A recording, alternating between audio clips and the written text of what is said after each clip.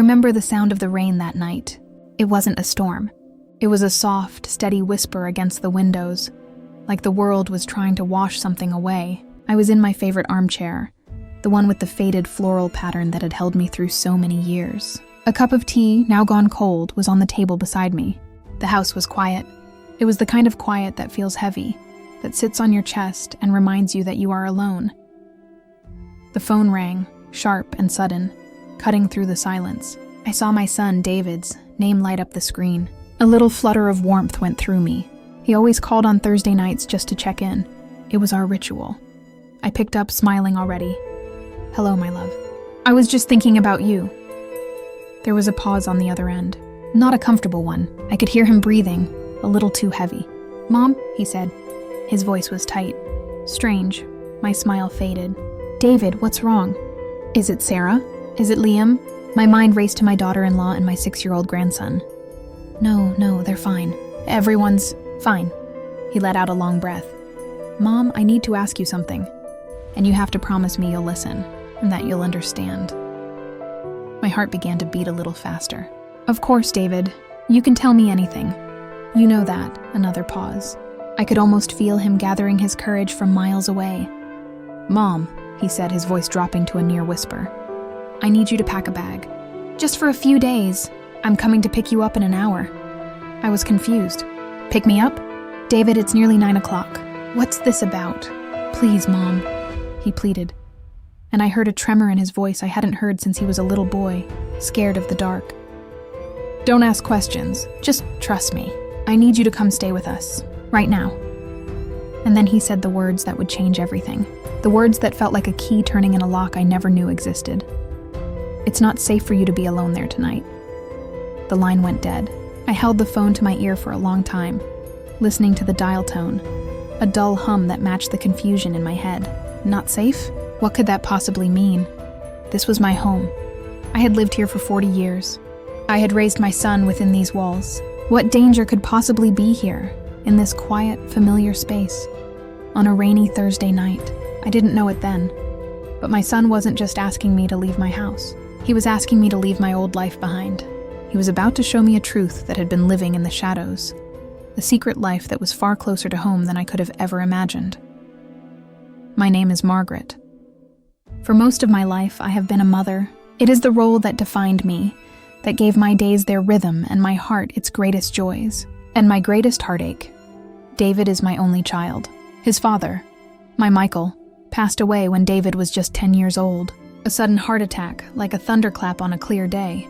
It left the two of us alone in this big old house, clinging to each other like survivors on a raft. We had to learn how to be a family of two. I worked as a secretary at the local high school. The pay wasn't much, but the hours were good. I could be home when David got out of school. We had our routines. Homework at the kitchen table, Tuesday night meatloaf, Friday night movies, rented from the corner store. We didn't have a lot of money, but we had a lot of love. It was a quiet, simple life. It was our life. David was a good boy, thoughtful, a little serious after his father died, as if he felt the weight of being the man of the house too soon. He was always bringing me drawings, or a cup of tea he'd made himself. He would pat my hand when I looked sad and say, "It's okay, Mom. I'm here." He grew into a good man. I watched him graduate, go to college, become an engineer. I felt a pride so fierce it sometimes brought tears to my eyes. My boy, my David. Then he met Sarah. Oh, Sarah. She was like a burst of sunshine in our quiet world. She had a laugh that filled up a room. She was smart and kind, and she looked at my son with so much love. When they got married, I felt a peace settle over me. My son was happy. He was loved. What more could a mother want? And then came Liam, my grandson. The first time I held him, this tiny, perfect thing with a shock of dark hair just like David's, my heart expanded in a way I didn't think was possible. It was as if all the love I had for my son, all the love I'd had for Michael, all the love I had stored up in a lifetime, now had a new, perfect home. They lived only 20 minutes away. Our family was small, but it was strong. It was woven together with Sunday dinners, birthday parties, and my famous chocolate chip cookies. I had a key to their house. I would often go over when they were at work, just to tidy up a little, or to leave a fresh-baked loaf of bread on the counter. It was my small way of taking care of them. I loved my own house, too. This was the home Michael and I had bought with so much hope. Every scratch on the floorboards, every mark on the doorframe where we measured David's height, was a memory. After he moved out, the house felt too big, too quiet, but it was a friendly quiet, a peaceful one, or so I thought. That was the picture of my life. A gentle, loving portrait of a mother, a grandmother, content in her later years, surrounded by a family she adored. The edges of the picture were a little worn, perhaps. There was the sadness of losing Michael, always there like a soft gray thread. But the overall image was warm. It was happy. I had no reason to believe that behind this beautiful picture, there was another one, painted in darker, more desperate colors. A picture my son had been looking at for a very, very long time. The first sign, if I'm being honest with myself, came about a year ago. It was a small thing. So small I brushed it away like a piece of lint. David and Liam were over for a Saturday visit. Liam was playing with his toy cars on the living room rug, making little engine noises. David was helping me fix a leaky faucet in the kitchen. He was under the sink, and I was handing him tools, just like his father used to do for me. Out of the blue, he said, "Mom, have you ever thought about getting a security system?" I laughed. "A security system? In this neighborhood?" "David, Mrs. Gable across the street still doesn't lock her front door during the day." He slid out from under the sink, his face serious. "I'm not kidding, Mom. Things are different now.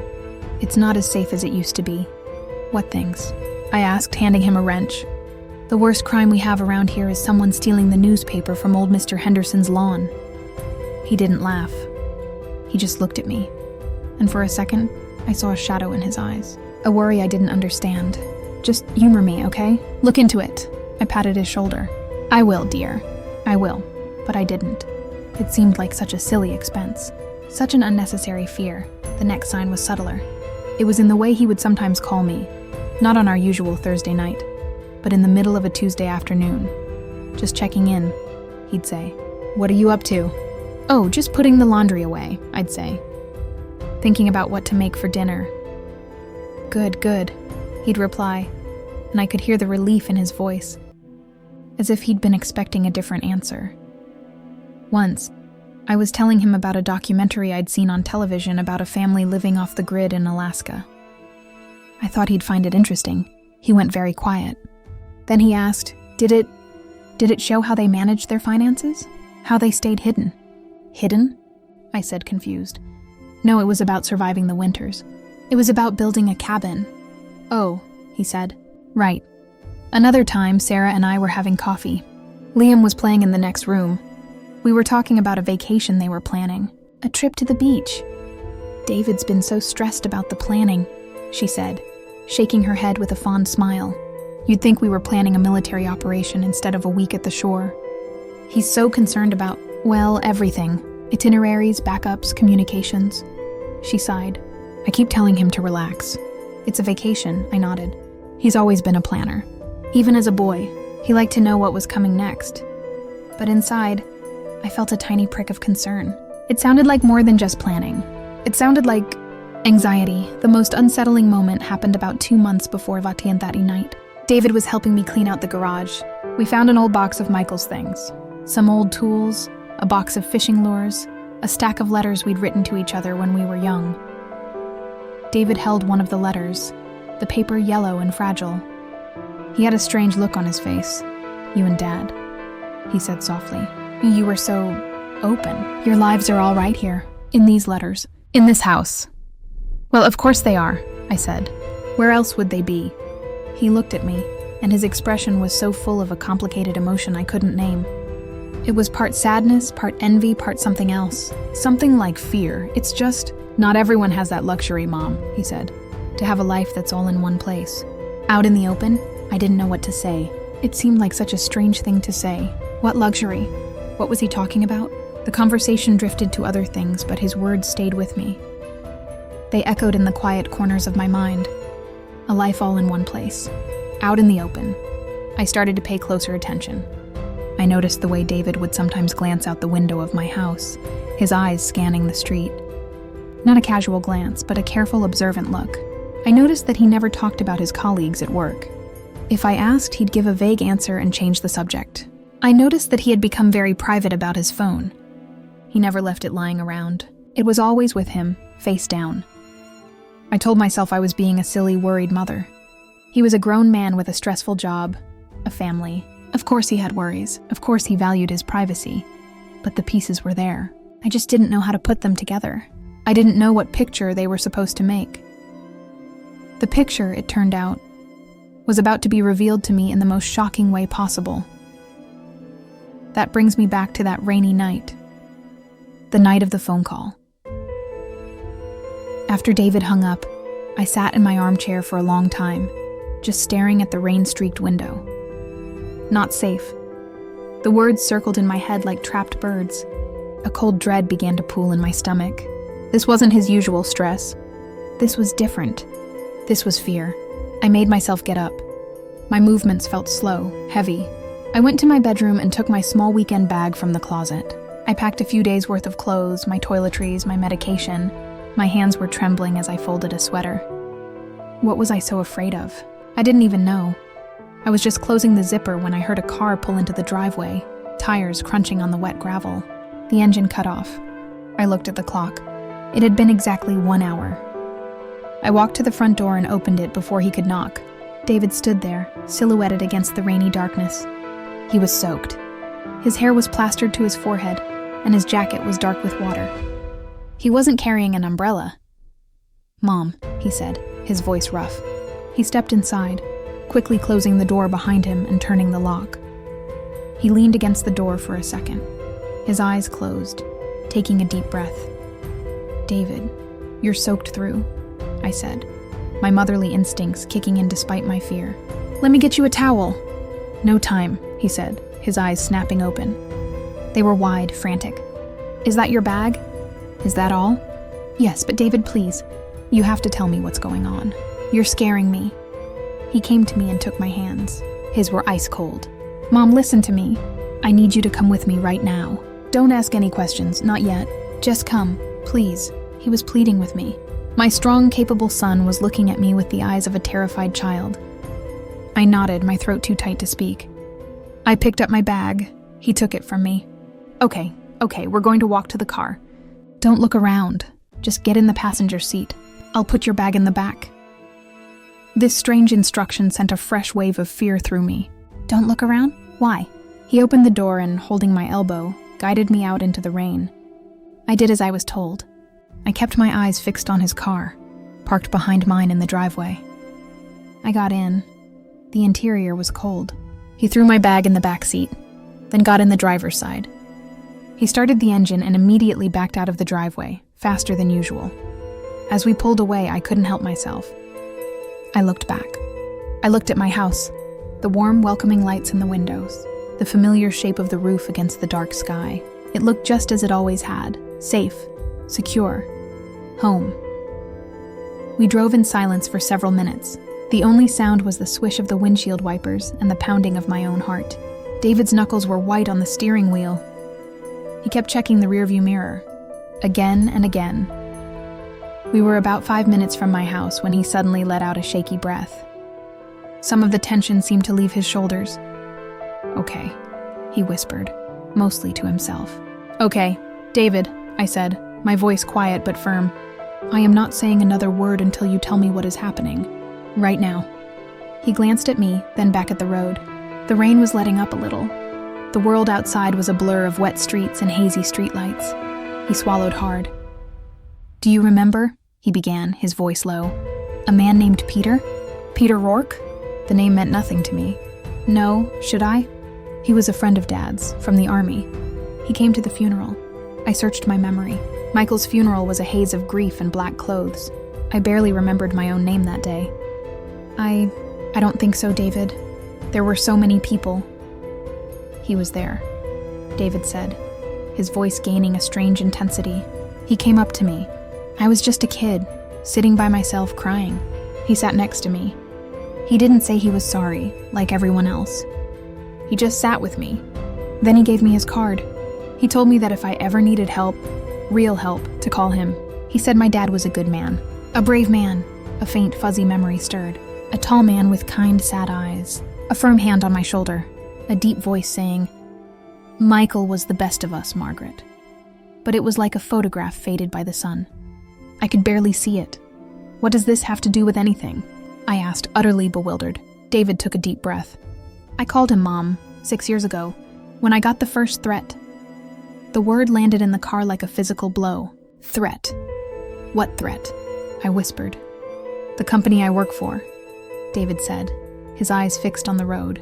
We don't just design bridges and roads, Mom. We have other contracts, government contracts, sensitive work. About 2 years after I started, I was put on a special project. It was a high security clearance thing. I couldn't talk about it, not even to Sarah. I listened, my mind reeling. My son, my David, who built Lego towers with his son, was talking about government contracts and security clearances. About 6 years ago, he continued, there was a breach. Some of the project details were leaked. The company launched an investigation. They thought it might be an inside job. For a while, I was a person of interest. I was cleared, completely. They found the real culprit. But during that time, my name was out there, in certain circles. He said, certain circles, in a way that made my blood run cold. I started getting emails, he said, his voice flat. Anonymous ones. At first they were just warnings, telling me to be careful. Then they became demands. They wanted information. They thought I still had access. They threatened me. They threatened my family. I brought a hand to my mouth. Oh, David, I didn't know what to do. I couldn't go to the police. The company had its own security team handling it. But the emails kept coming. They found out where we lived. They sent a picture of Liam playing in our front yard. His voice broke on Liam's name. That's when I remembered Peter Rourke. I found his old card in a box of my things. I called him. Who is he?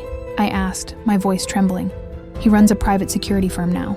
For people in situations like mine. He and his team, they helped me. They set up our security system. They taught me about digital footprints, about operational security. They helped me create a shadow. A shadow? Another life, Mom, he said, and finally looked at me. The pain in his eyes was unbearable. A safe one. The life you see. The Sunday dinners, the birthday parties, the normal happy family. And then there's the other life. The one where I have to be vigilant, where I have to check for tracking devices on my car, where I have to use encrypted phones, where I have to make sure that the life I have with Sarah and Liam is completely separate, completely protected from the work I do. The pieces were crashing together in my mind, forming a terrifying mosaic. The security system, the private calls, the constant vigilance, the fear in his eyes when he looked out my window. Tonight, he said, his voice dropping again. Peter called me. He has sources. He told me that the people who have been harassing me, they've identified a potential vulnerability. Someone close to me who isn't protected. Someone whose patterns are easy to predict. Someone whose home has no security. Whose phone isn't monitored. Whose life is an open book. He looked at me, and the truth was there in his tear-filled eyes. It's you, Mom. They see you as a way to get to me. Peter thinks they might try to approach you, to talk to you, to get information from you, without you even knowing it. Or worse, to use you as leverage. He said your house wasn't safe tonight, that they might be watching it. I felt the world tilt. The car, the road, the rain, everything spun. I was the vulnerability. My simple, open, predictable life was a danger to my son. My love for him, my presence in his life, had put a target on my back, and on his all this time. For 6 years, my son had been living this double life, carrying this immense burden, this constant grinding fear, and he had never told me. He had smiled at Sunday dinner.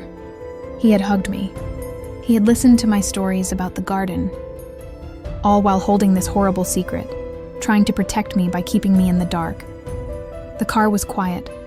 The only sound was my ragged breathing. All this time, I whispered, echoing my thoughts. You've been carrying this all alone. I had to, Mom, he said, his voice thick with emotion. I couldn't burden you with this. I couldn't put you in more danger by telling you. The less you knew, the safer you were. Or that's what I thought. I was wrong. I see now that I was wrong. By not telling you, I left you exposed. I am so sorry. We pulled into the driveway of his house. The security system beeped as he typed in a code on a keypad by the garage door. The door lifted and he drove in, closing it behind us. We were in a bright, clean, safe space, encased in concrete and technology. He turned off the engine. The sudden silence was deafening. He turned to me, his face a mask of grief and regret. "This is my other life, Mom. Welcome to it." I looked at my son, truly looked at him. I saw the weight of his secret in the lines on his forehead. I saw the fear he had carried for years in the tired slump of his shoulders. The picture of my happy, successful son shattered, and in its place was a more complicated, more painful, more real image, the image of a man who had been trying to be a fortress for his family, all on his own. And in that moment, my own fear was washed away by a tidal wave of the most profound heartbreak I have ever known. We sat in the car for a few minutes, in the sterile brightness of the garage. I couldn't move. The truth was too big, too heavy. "Does Sarah know?" I finally asked. He nodded slowly. "She knows, most of it. She knew about the initial threats. She knows we have a security protocol, but I don't think she understands the daily reality of it, the depth of it. I've tried to shield her too. And Liam," he shook his head. "He knows nothing. He just thinks his dad is a little paranoid about locking doors." He tried to give me a weak smile. It was the most heartbreaking thing I had ever seen. We went inside. The house was quiet. Sarah was waiting up for us in the living room, wrapped in a robe. Her face was pale and worried. "Margaret," she said, coming to me and giving me a tight hug. "Are you okay?" I just nodded, holding on to her. Over her shoulder, I saw the living room with new eyes. I saw the small camera discreetly placed in the corner of the ceiling. I saw the extra lock on the front door, a heavy, solid bolt I'd always assumed was just for show. I saw the panic button next to the light switch. The signs had been there all along. I just didn't have the eyes to see them. That night, I slept in Liam's room, on the bottom bunk of his race car bed. He was sleeping soundly at his grandparents' house, a planned sleepover that now felt like part of a larger strategic operation. I lay awake, staring at the glow and the dark stars on the ceiling, listening to the unfamiliar sounds of this secure, fortified house. My mind replayed the last 6 years, all the times David had seemed distracted, all the times he had insisted on walking me to my car, all the times he had asked about suspicious phone calls or people coming to the door. I had thought he was being overprotective, a son worrying about his aging mother. I never imagined he was operating from a place of genuine, calculated risk. The betrayal I felt wasn't that he had lied to me. It was that he had shouldered this immense burden alone. I was his mother. It was my job to comfort him, to share his troubles, to help him carry the weight. But he had locked me out of the heaviest part of his life. He had chosen to bear the fear, the anxiety, the constant vigilance all by himself to protect me. To protect the simple, happy world he thought I lived in. The next few days were a blur. I stayed at their house. Peter Rourke came over. He was older, his hair gray, but he had the same kind, sad eyes I vaguely remembered. He was calm and professional. He explained the situation in more detail. He said the immediate concern had been addressed, but that the overall threat was ongoing. He recommended I install a security system at my house. He suggested I be more aware of my surroundings. He gave me a new phone, a simple-looking one, and showed me how to use a special app to call for help. It was like being given a script for a play I never auditioned for. The hardest part was the silence around Liam. Watching him laugh and play, completely unaware of the invisible walls his father had built around him. Watching Sarah hug David, a little tighter than before. A knowing look in her eyes that spoke of shared, unspoken worries. I saw the cost of this other life. It was in the tired lines on David's face. It was in the way he sometimes jumped when a car backfired. It was in the slight distance that existed between him and the simple, joyful moments he was trying so hard to protect. One afternoon, about 4 days after I had arrived, we were in the kitchen. Liam was at school. Sarah had gone to the store. It was just the two of us. I was making tea. He was sitting at the island watching me. "Mom," he said quietly, "I need you to know something." I turned to look at him. "I am so sorry," he said, his voice raw. "For all of it. For not telling you, for bringing this into your life, for making you afraid in your own home."